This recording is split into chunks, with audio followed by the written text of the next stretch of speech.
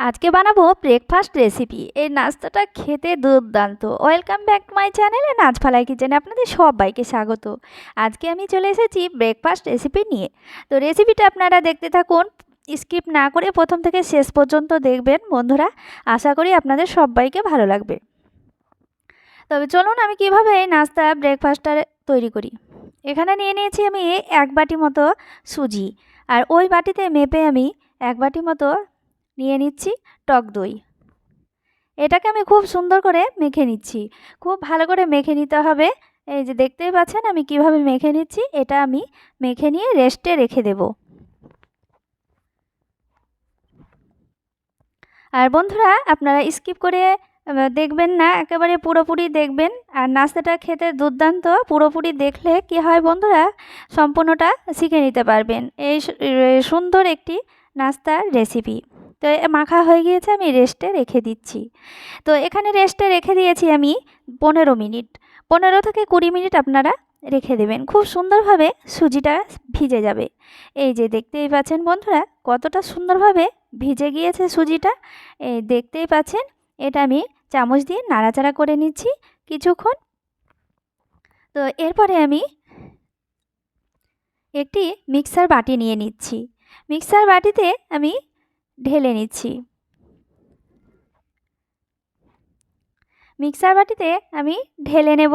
তো দেখতেই পাচ্ছেন এখানে আমি মিক্সার বাটিতে ঢেলে নিচ্ছি, নিয়ে আমি এটাকে পেস্ট করে নেব। তো খুব সুন্দরভাবে আমি পুরোটাই ঢেলে দিলাম। তারপরে আমি দিয়ে দিচ্ছি ওই বাটি মেপে 1 বাটি মতো দুধ। দুধটা দিতে হবে, ফ্লেভারটা দারুণ আসে, খুব সুন্দর লাগে খেতে। তো আপনাদের হাতের কাছে যদি দুধ না থাকে তো আপনারা জল দিয়েও তৈরি করে নিতে পারেন। তো বন্ধুরা দেখতেই পাচ্ছেন এখানে আমি ঢেলে দিলাম, দুধটাও ঢেলে দিলাম, আর স্বাদ মতো লবণ দিলাম। স্বাদ মতো লবণ দিতে হবে। তো এখানে আমি এবার পেস্ট করে নেব। তো খুব সুন্দরভাবে পেস্ট করে নিয়েছি। এই যে দেখতেই পাচ্ছেন পেস্ট করা হয়ে গিয়েছে। এই যে দেখুন ঘনত্বটা দেখুন, আমি দেখে দিচ্ছি কতটা ঘন হয়েছে। এই যে দেখতেই পাচ্ছেন বন্ধুরা, এইভাবেই ঘন করে নিতে হবে। আর বন্ধুরা আপনারা লাইক দিয়ে সম্পূর্ণটা দেখে নেবেন। আর নতুন বন্ধু হয়ে থাকলে প্লিজ সাবস্ক্রাইব করে পাশে থেকে যেতে পারেন। আর আমার সকল বন্ধুদেরকে যারা আমার পাশে আছেন তাদেরকে অসংখ্য অসংখ্য ধন্যবাদ জানাই। আর বন্ধুরা লাইক করতে আবার সাবস্ক্রাইব করতে কোনো টাকা পয়সা কিছুই লাগে না। তো বন্ধুরা সকলের পাশে থেকে যেতে পারেন, খুব সুন্দরভাবে সবাই সবার পাশে থাকবেন, আর খুব ভালো লাগবে। আর দেখতেই পাচ্ছেন এটা আমি একটি বাটিতে ঢেলে নিয়েছি। নিয়ে আমি এখানে পরিমাণ মতো মানে হালকা একটু আমি চিনি দিয়ে দিচ্ছি। চিনি দেওয়ার পর এখানে আমি দিয়ে দিচ্ছি বেকিং সোডা। আর বেকিং সোডা যদি হাতের কাছে না থাকে তাহলে আপনারা দিয়ে দেবেন খাবার সোডা। সোডাটা দেওয়ার পর তো দেখতেই পাচ্ছেন কতটা ঘন ঘন হয়ে যাচ্ছে।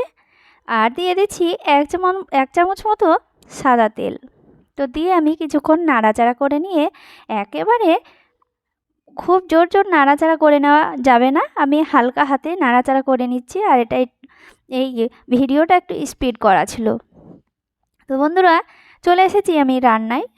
তো এরপর আমি কড়াই চাপিয়ে দিচ্ছি। কড়াইটাতে হালকা তেল দিয়ে আমি একটি পরিষ্কার কাপড় দিয়ে মুছে নিয়েছি।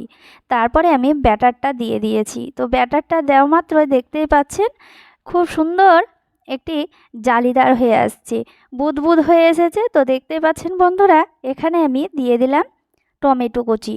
তো আপনারা এখানে বেল পেপার দিতে পারেন। এরপরে আমি দিয়ে দিচ্ছি কাঁচা পাকা লঙ্কা, ফ্লেভারটা দেখতে সুন্দর লাগবে, ফ্লেভারটাও খুব সুন্দর আসবে। আর এখানে আপনারা ধনেপাতা কুচিও দিতে পারেন। এরপরে আমি ঢাকা দিয়ে দিচ্ছি। এখানে 1 মিনিট রাখতে হবে। 1 মিনিট পর খুব সুন্দরভাবে বেক হয়ে যাবে। এই যে দেখতেই পাচ্ছেন বন্ধুরা 1 মিনিট পর আমি ঢাকনা তুলে আমি নিচ্ছি। তো দেখতেই পাচ্ছেন খুব সহজে উঠে যায় এই নাস্তাটা, দেখতে যেমন সুন্দর খেতে অসাধারণ। তো এরপর আমি তুলে নিচ্ছি। তুলে নেওয়া হয়ে গিয়েছে। এরপরে আমি ওই একইভাবে আমি আবারও কড়াইয়ে দিয়ে দিচ্ছি। আর তেল দেওয়ার দরকার নেই, একবার দিলেই হয়ে যাবে, খুব সুন্দরভাবে উঠে যাবে। তো আপনাদের কাছে ননস্টিক কড়াই না থাকলে আপনারা যে বাড়ির একেবারে পাকা কড়াই থাকে সেই কড়াই দিয়েই করবেন, খুব সুন্দরভাবে উঠে যায় নাস্তাটা। তো একইভাবে আমি আবারও দেখতেই পাচ্ছেন খুব সুন্দরভাবে নাস্তাটা তৈরি হয়ে যাচ্ছে। তো একইভাবে আমি তুলে নিচ্ছি। এই যে দেখুন কালারটাও দেখুন অসাধারণ। তো একইভাবে আমি ব্যাটার আবারও দিয়ে দিচ্ছি, দিয়ে আমি ওপরে এইভাবে টমেটো কুচি ছড়িয়ে দিচ্ছি। তো দেখুন এইভাবে আমি সবগুলোই তৈরি করে নেব। তো বন্ধুরা একে একে আমি সব নাস্তাগুলোই তৈরি করে নিচ্ছি, ব্রেকফাস্ট রেসিপি। তো দেখতেই পাচ্ছেন বন্ধুরা কতটা সুন্দর লাগছে দেখতে, দারুণ লাগছে।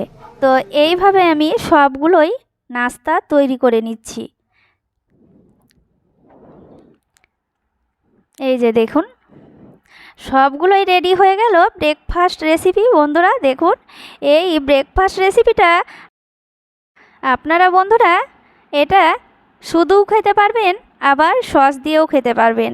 দারুণ স্বাদের এই ব্রেকফাস্ট রেসিপি দেখতেই পাচ্ছেন কতটা সহজভাবে তৈরি হয়ে গেল। তো এইভাবে আপনারা ব্রেকফাস্ট রেসিপিটা তৈরি করে নেবেন। খুব সুন্দর একটি রেসিপি, আর অল্প উপকরণ দিয়েই তৈরি হয়ে যায়। দেখতেই পেলেন কতটা সহজভাবে তৈরি হয়ে গেল। আর একটি ছিঁড়েও দেখাচ্ছি, এতটাই নরম তুলতুলে।